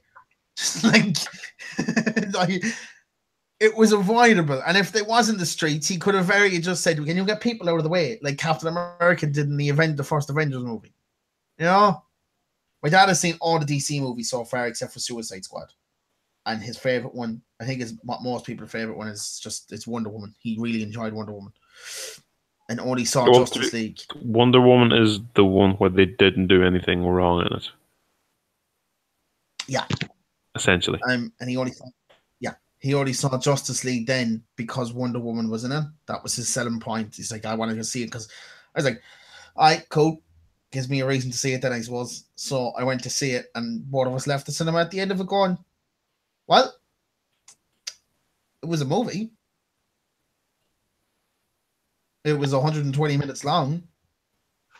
It kept my attention. The CG was a bit fucked up, wasn't it? The definite. He asked me, I think near the end, during the credits, because my dad doesn't get the concept of what after credit scenes do for future movies now. So I went, Aaron, can we leave? Can we leave, Aaron? Can we please leave? Can we get out of here? Can we go? Please. What the fuck are you waiting for? Can we just go? Can we just go home? I went, Dad, you have to watch it. All right, you have to see the end credit scenes. Now, I thought the entire scene was good, especially the last one, even though I don't know how Lex Luthor gets out of prison and ends in a ship off the coast of Monaco. I'm assuming there's still extradition between Monaco and the US. Fine. I enjoy that bit other than that. But he then ended with, what was wrong with Superman's face? Why was all of that fake?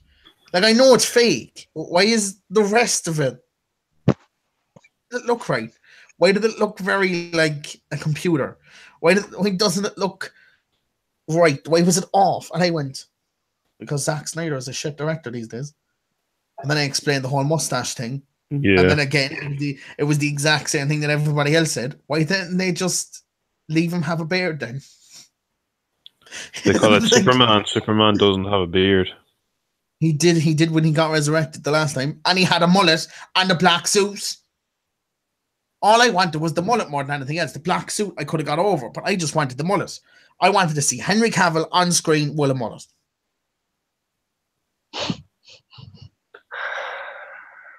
Wow.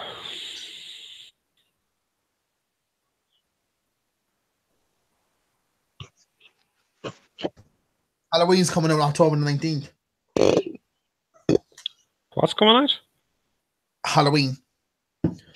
Oh, is this the remake or the newest one? It's a sequel that takes place after the second one. So any movie after the second one doesn't exist. To a lot of fans, that's a good thing. Oh yeah. Although what did I watch the other day? It's Jason Voorhees, yeah? That's Friday the 13th. No, Friday the 13th is... That's Jason Voorhees. Michael Myers is Halloween. Oh, yeah. Yeah. All right. I was saying, I watched Jason X the other day. It's not that bad. Because it was Friday the 13th, probably. Yeah. No, but like, yeah. It's 40 years after his debut. Shit. William Shatner's still popular. Huh. This is going right over Alex's head. Everything we've said since we switched from wrestling has gone over my head, to be honest. Can we just go back to wrestling for just 1 second? Because there was something I forgot to talk about. The problem SmackDown is currently going to have. Why? Which is? Because they have such a stacked roster and they only have a 2-hour show. That's not a problem when they only have 4 mid-carders and they can't give away main event matches every week.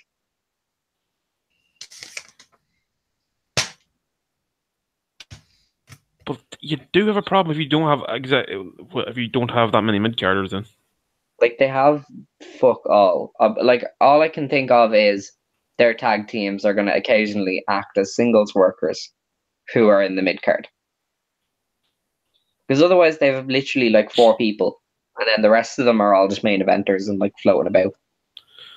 Right, well, hang on. Who are their mid-carders? Ty Dillinger, R-Truth, Sin Cara, and Aiden English. You're calling them mid-carders, despite the fact Jeff Hardy is the United States champion. I didn't say Jeff Hardy. You didn't. They're not mid-carders. They're lower carders. They're lower at the best. Aaron, that's literally SmackDown's mid-card.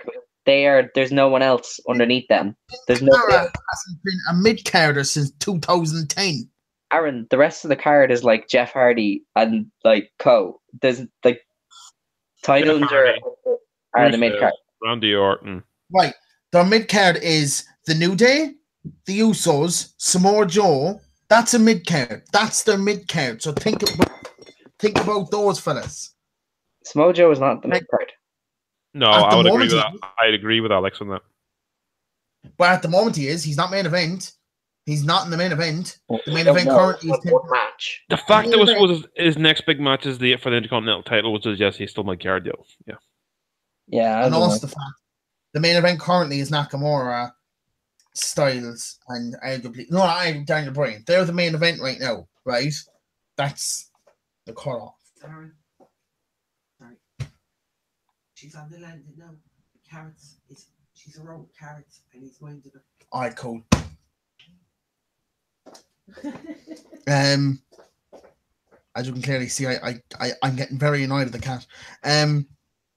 Fucking, that's the mid card. Who else did you put in the mid? Big Cass is arguably in the mid card now. Big Cass is the main eventer. They're shooting him to the moon. But as it stands, he'll be mid card. Randy Orton is mid. He interrupted Daniel Bryan. He's instantly in the main event. Randy Orton's mid card.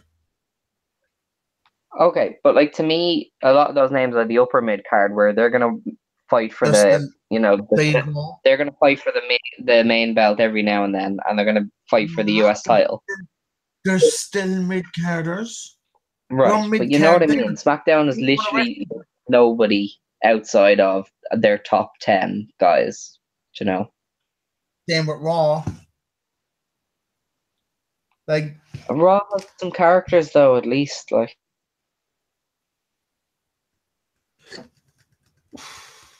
I'm just going back onto fucking movies so I can shut you up for a couple of hours.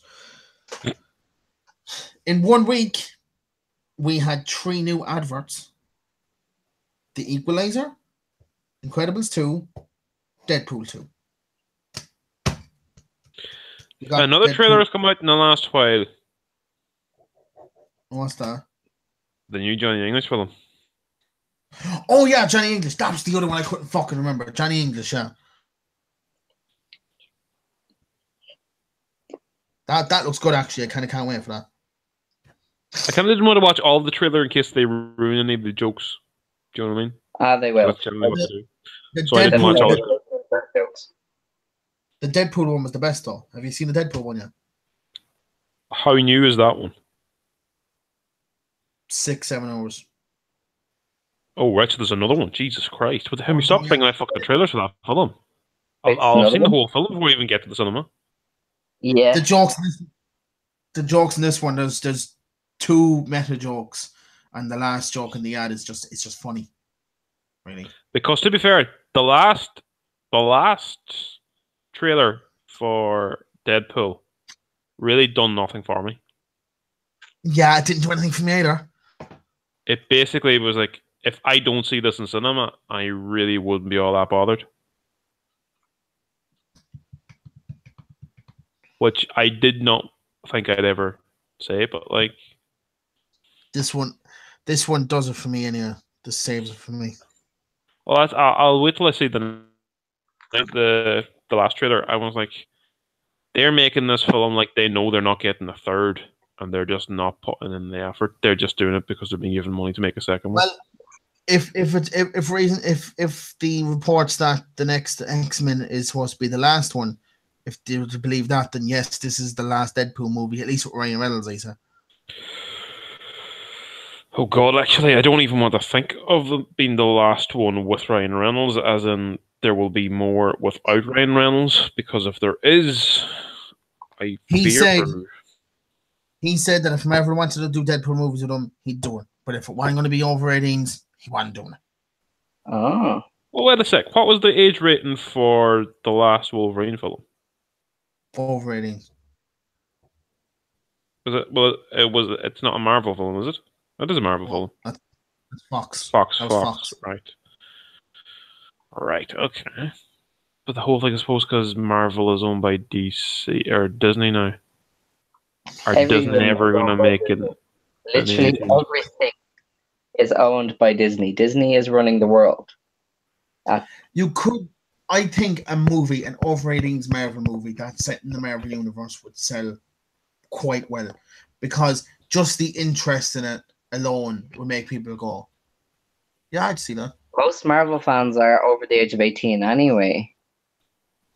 But Disney is a PG company. I don't know. It's all about the merchandise. It's all about them toys. If we were to sell our country to Disney, could we see the benefits from that? No. We would literally become one big massive Disneyland. Oh God. No, I'm saying that. They'd merchandise the fuck out of us. You'd have everybody wearing Ireland t-shirts. The Spire would be no more. It would be switched for a big wheel. Although do something different. Do you know what? We're going to have to start rebelling against the Disney invasion. Like, they're trying to own the world, and we need freedom fighters, and we need to rebel. Turn Ukraine into a giant Disney logo. The best thing about that whole takeover by Disney and Fox was like, yeah, a lot of people are going to be left out of the jobs, and it more or less creates a monopoly in the entertainment industry. But fuck it, lads, the X-Men and Avengers, huh? The weirdest thing that I people weren't focusing on, it was like, Disney owns The Simpsons now. It's like, what? Well, surely it can't get worse. Oh my God, Disney owns The Simpsons now. Simpsons could get something in Disneyland now. Ooh. See, I don't want Disney to own everything. Disney are like, nah. Would you not like to go to Disney World and be able to see everything in one place? No. Well, I would. I'd go to Disney World just if there was a Lilo and Stitch exhibit and a Big Hero 6 if I can go to Disney World and see Harry Potter themed stuff on one side and fucking Star Wars on the other side, that's fucking nuts. See, that's all that niche stuff that I'm not into anymore. That I like. Whoa, I don't know. I wouldn't go see. Whoa! What do you mean not into anymore? Well, like that's not 12, I love Harry Potter.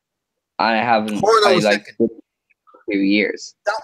That wasn't the most offensive thing he said in that sentence. What do you mean niche stuff?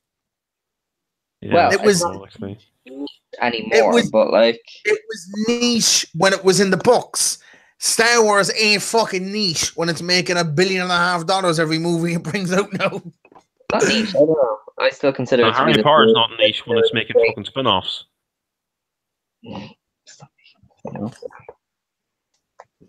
Guess what, Alex? Wrong. Yeah. So what's the story? Is Amy dead or what? I don't know. No. Well, I'll tell you. Super Strong Style 16 finished announcing the lineup, and Trent Seven isn't in it, so she is probably dying. Hey! We're not done with the movies. We finished the wrestling. Fuck off. Amy hasn't joined us. Slowly dying in a hole somewhere. Are you dead?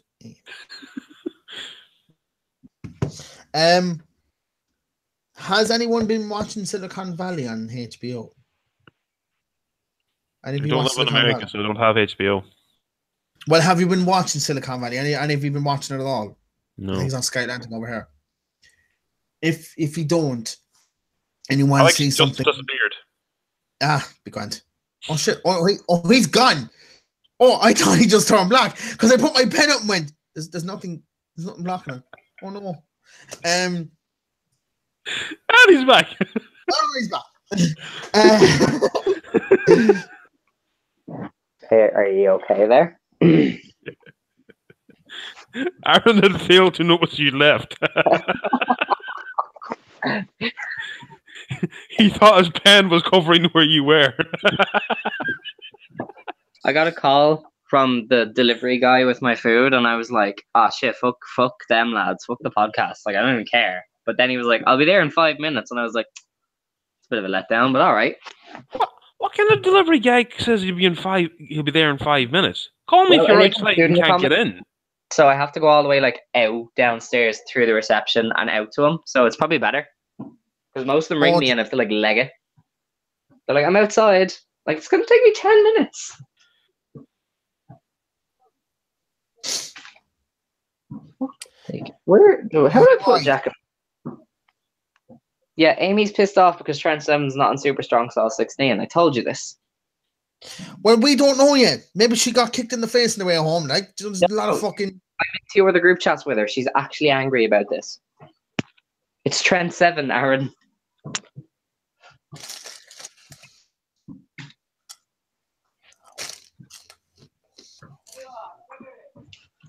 Right, I'm going to leave you alone for maybe 10 minutes while I go and get this. So if they're still on, I'll be back. If you aren't, I'll be back anyway. So. Aye. This place is going to be a little bit better than Rocha. Just a little bit. That's nice. We can get into the niche movie stuff. So, Sex and the City porn spin-offs. Sorry? What? I didn't catch that. I'm just taking the piss. But yeah, Silicon Valley on HBO, Sky Atlantic over here. If you haven't watched it and you want to laugh, watch it. It is one of the funniest things I think I've ever watched. It's just Silicon Valley. Silicon Valley, it's called. It's got TJ Miller in for the first 4 series. He's got no out of it because he's a bit of a prick. But it's set in Silicon Valley with a fellow who makes some like compression software. It has, when they were writing the show first, they went to people who work in Silicon Valley and they were just asking general questions about it. You know, is this truthful? Is this thing truthful? Would this actually happen? Are the people like this?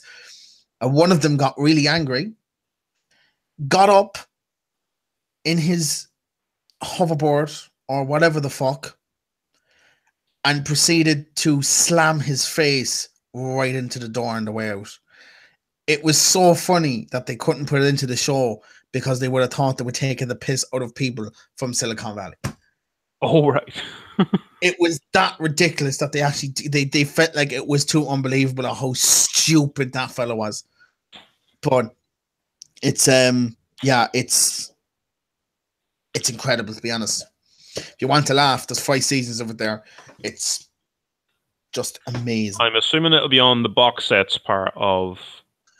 Yeah, I think all of them. I think all of them might be there as well, right up to the most recent one that was on Sunday.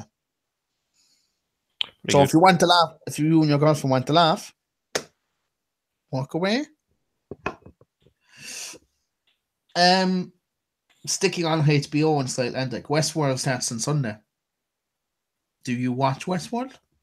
You don't want my thoughts on Westworld. Dog, come on, no. Why don't you like it? Please don't say no, it's something stupid like it's robots or something like that. Like I said, you do not want to hear my thoughts on it. You know what? We need to kill time. Right. There are quite a few shows that come from HBO that I don't like, and there are some shows from HBO I do like. This one is one I do not like the idea of whatsoever. I do get the caliber of actors that's on it, which is good, but the idea in the behind the show, I can't get into. Why don't you like the idea behind the show?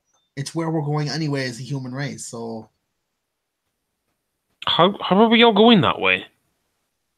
Unless unless the TV ads are completely misleading. It's augmented reality, essentially. It's an entire park that's set in the Old West with a lot of robots playing women. You can't tell between them. It's a computer game. It's a fully immersive computer game. It's essentially what it is for really rich people. It kind of comes across as like a really, really weird version of Total Recall.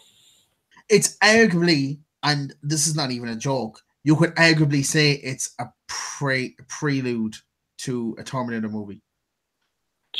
Jesus Christ! If someone said, yeah, if you said to someone, "Oh, this is how Terminator happened," like this is why everything went to shit, you'd probably go, "Yeah, I get it." Like it's like near the end, it's trippy as shit. Like you're just watching it going. If I take my eyes off this for more than 2 seconds, I'm going to miss something here. It's going to just completely turn around. But Ed Helms, it's got one of the McPoyle brothers from It's Always Sunny in Philadelphia. And I can't really take him seriously as an actor anymore. So you'll know why if you ever watch It's Always Sunny in Philadelphia.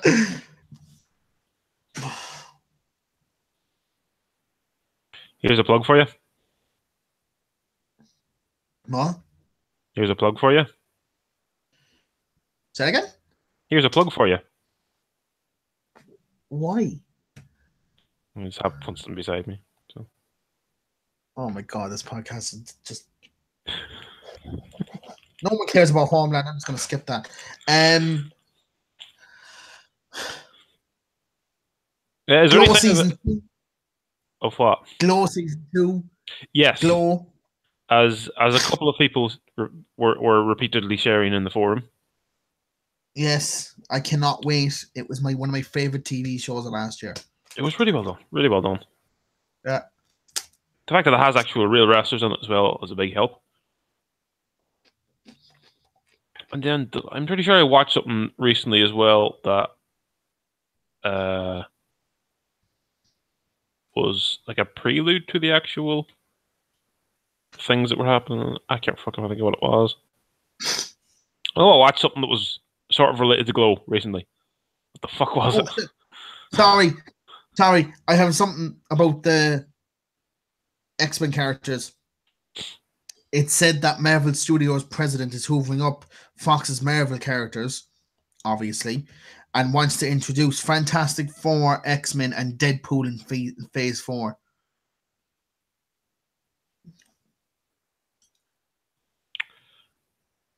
Okay. Does that mean... Okay, hang on a second.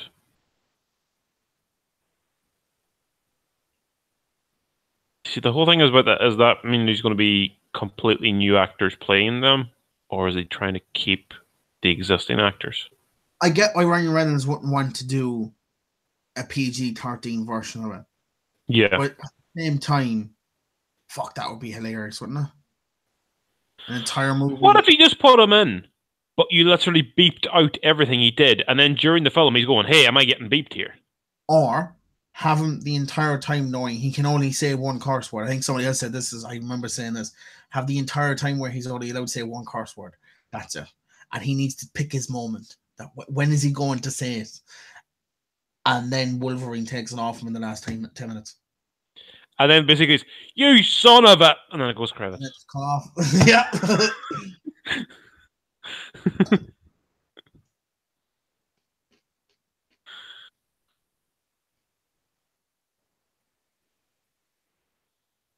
Oh, God. But, like, the thing is, like, at which stage are they with the X-Men? Because we are pretty much, like, we've had a second generation of X-Men. Are they going to start from scratch, or are they just going to continue on with the current ones getting older? maybe they might do that. Something might happen to Derek Phoenix in the Infinity War movies, and because like James McAvoy and Michael Fassbender are hardly old yet. Like, so, I really would like to see another ones where they're still playing their characters. If you can just get new people to fill their other parts, maybe.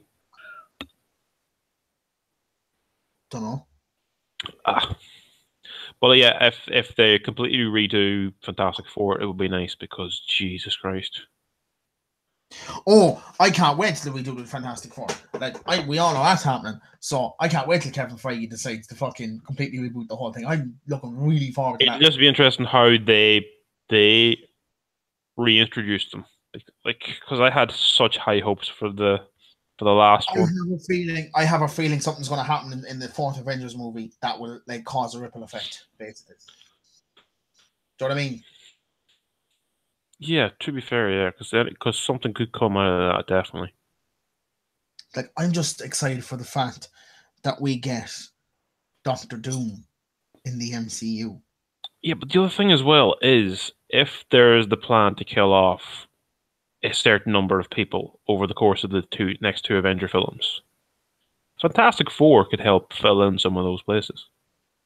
Yeah, but you have to introduce. Yeah, I suppose, but. If it follows the comics and a new breed of X-Men. Because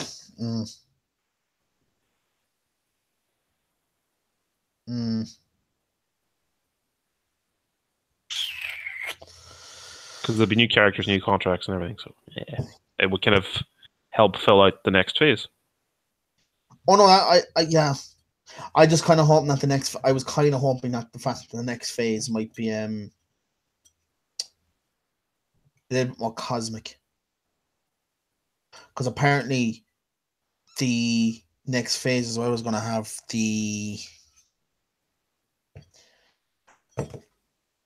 not the Celestials, which is Peter Quill's dad and the Grand Master from the Thor movie, but something else. I can't remember the names.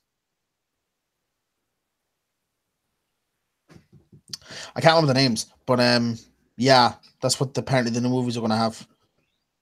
And they're basically gods as well. But they all have like super strength and super speed and all that stuff. But every person then has like, so if they all have super strength, super speed, super intelligence, super this, super that, then one person has the perfect amount of super speed, the next person has the perfect amount of super strength. Do you know what I mean? Sorry, I'm just looking at Amy's dinner. What? Just looking at Amy's dinner. Amy's what? Amy's dinner. Amy's having a dinner? Dinner. Come and get your dinner. Batman.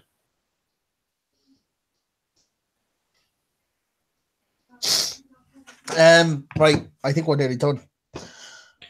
Well, Alex doesn't seem like he's going to be coming back, so. No. Right. Do you want to wait? So we'll talk about this when we're done. Yeah. All right. Then. This has been fun. That's been a pretty good mix of stuff. Yeah. I think once we get into this, it'll be grand.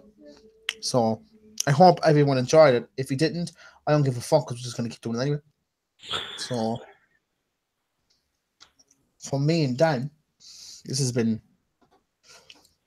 a little bit awkward ever since. There's been a lot of broken bits of air in the last couple of minutes. Oh, so. When there's only two of us, it's a lot harder to fill the air for some reason. But whenever there's three of us, and there's times when we talk over each other, so it's like, yeah.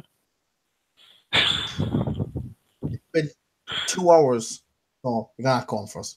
Yeah. Anyway, I hope everyone enjoyed it. And if you didn't, I don't know. As you keep waving there, Dan, I'm going to stop the podcast. So say bye to the podcast, the audio version of it. Bye-bye, folks. Thanks for listening. There, that's done. And now say bye to the video version of the podcast. Oh, for fuck's sake.